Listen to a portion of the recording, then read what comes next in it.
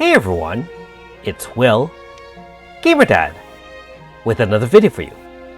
So in this video I will show you how to get the other 6 Gauss eggs in order to unlock the second and more difficult super boss fight. Now if you haven't already, make sure you like and subscribe to my channel, I really appreciate it. I also do have a Patreon account for those who want to support me this way. So of course you do have to finish the ruins of Leval in order to unlock this second and more difficult boss fight. So if you read the note right outside the door after you finish the first boss fight, you can go back to the research area here, read all of the different pages, and it will tell you where to find each and every one. Now, the funny thing is, when I first did this, I actually didn't realize what I was looking for. I actually thought I had to chase back the woman and the man, the mechs, from the end of the story. However, I can't find them anywhere. So let me know in the comments below if there is a way to interact with them in the future, or is it just killing off the super boss? And so I didn't go in any particular order. I kind of wandered around. I really didn't know what to look for. However, when I turned on the volume on my game, because sometimes I play at a small or 0 volume, I can hear a tone, which hopefully you can hear in the background there.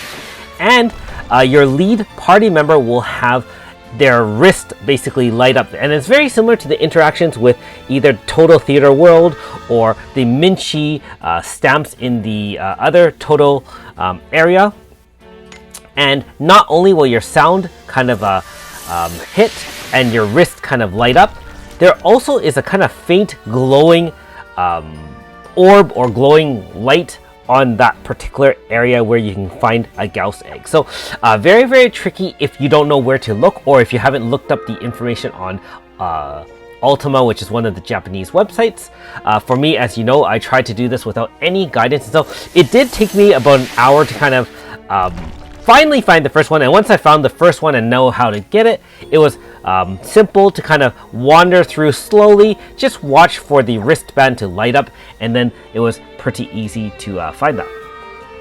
And again, you can hear that dull sound there. Now, I'm not sure also, as you find more Gauss eggs, whether or not the subsequent lights are brighter, in which case obviously that would be much easier. Also note that you only have to find 6 of them because you did have one at the end of the main quest in the ruins. So you can just see, I can hear it here, and I didn't really see it. So, you know, if it in the area, you just kind of look for that. There you go, that bright light, and you can see that also not only the background music affects your hearing in terms of the sound. In the case of some environmental aspects, the mist or fog actually gets in the way of that bright glow as well. So quite annoying in that sense.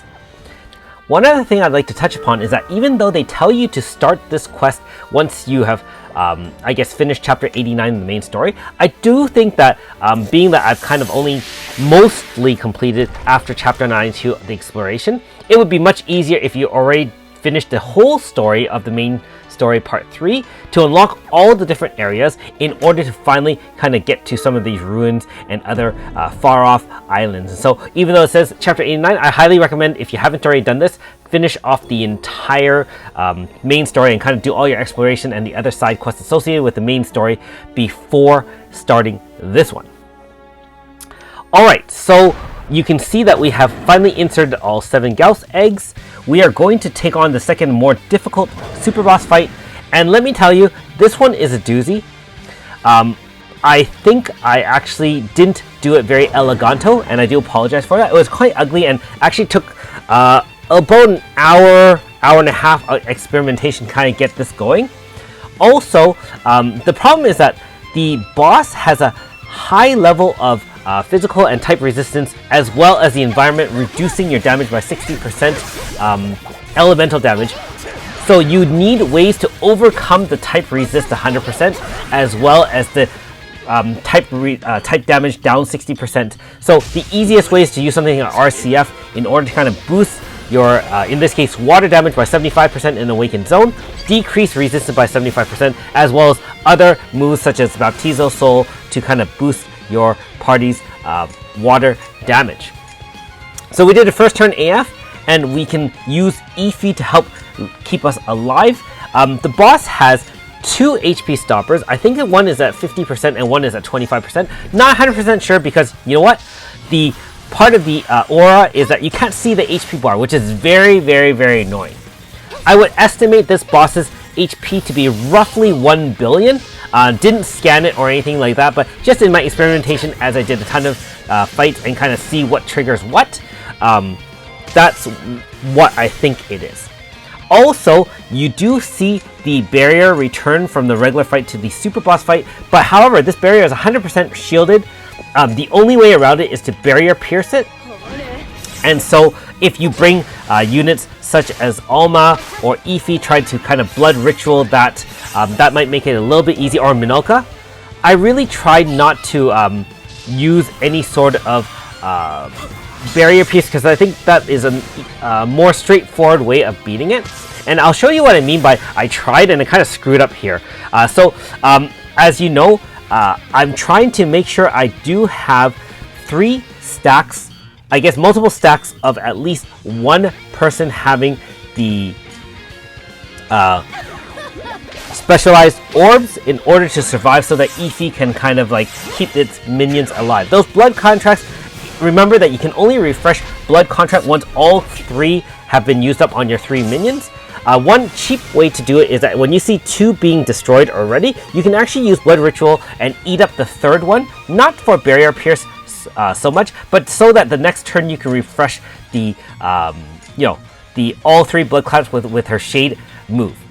Now, since we did awaken water zone, we are able to kind of use that without actually changing the zone. And when I say I screwed up here, I used the barrier pierce as you can see with Eva. However, it only works on the first hit and not the all of the move. And so I would highly not recommend not doing that. If you really wanted to, you could probably use Ify, replace Flam with Eva in the spots, because remember that with blood contract, the far right unit gets hit first and then goes in order. So unit 4 will get hit first, then unit 3, then unit 2. And so if you reverse it, then obviously Flam will be available to kind of penetrate through because it's only 1 hit. That being said, I do apologize for the cheap scam unit. One thing I will say, especially in this fight, is that I wish I had a 4-slotted Ify. Having her not attack during the AF really sucks, and it actually does reduce my ability to do a ton of damage. And then you're really just compromising the build in that you have to choose between defense, survival, or DPS. If you have 4 moves, then it'd be a lot easier. Now, this is very RNG dependent fight because you can see that there not only is an AoE, which can be tanked by one of your minions using blood contract, there is a single target attack which has a 1 in 4 chance of landing on the wrong unit. Even with hold ground Grasta on Ify, she can only really take the 1 hit, and unfortunately, I can't really do much about that.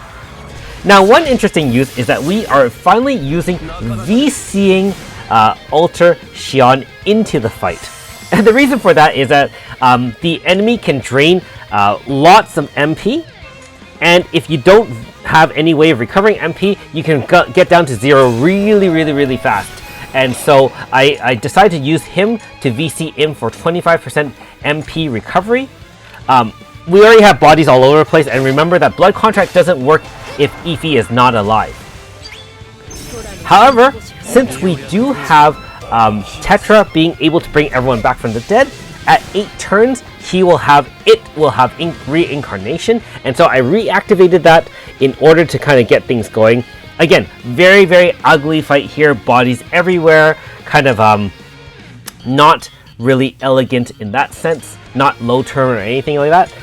The funny thing is I actually was going to delete this clear, but since I had actually beaten it, I decided to show my trials and tribulations with you all in the hopes that you can learn something from this fight as well. Now, in terms of activating AF, remember that it has 2 HP stoppers. You can activate a first turn AF to clear it down to the 50% HP stopper. It also heals itself back up to full life, and it has barriers that kind of last for 2 turns, and it kind of cycles through that. So you really have to wait for a window that the barrier, that hexagonal kind of shape, goes down in flames in order for you to have an opening and deal enough damage to penetrate through. And remember that since it has about 1 billion damage, your first HP stopper you have to do at least 500 million. Note that I healed already for 400 million. And the second AF, if you are using a second AF, is going to have to deal at least 750 million. And then finally, if it doesn't do any heals or anything like that, then you can kind of blast it down for the last 250 million. Barrier Pierce would definitely be a lot easier in this fight. I really did want to use kind of a magic team. Initially, actually, another idea I had, and I'll share that with you as we complete out this fight. You can see that the Barrier Pierce is gone now, and we are just going to finish up as best as we can. I also find that Eva, one of her limitations, of course, is that her Lunatic will fade, and so you'll have to find a way to, if you haven't activated it again, you have to activate it using her moves. Remember that she starts off with Lunatic right in the front, and then if you haven't used it yet, you can press the Lunatic button to kind of reactivate it. I'll show you my loadout. Yeah, so here we go.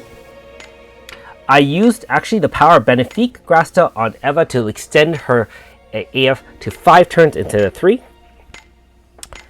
Other than that, just standard Grasta here, a little bit of customization, but really most of it's just the power of DPS plus some Grasta holders. And I do have some equipment, as you can see, with the Delise equipment and some of the Grasta that can help regen MP during the fight, which really doesn't help much because when you get hit for MP drain AoE, it really sucks, just like when you fought the Yasuzumi. Surprisingly, Garyu can carry a Dragon Grasta to share with Eva, so keep that in mind if you do have a Garyu. And finally, Xion rounds it all out. Anyways, thanks for watching. We'll see you next time.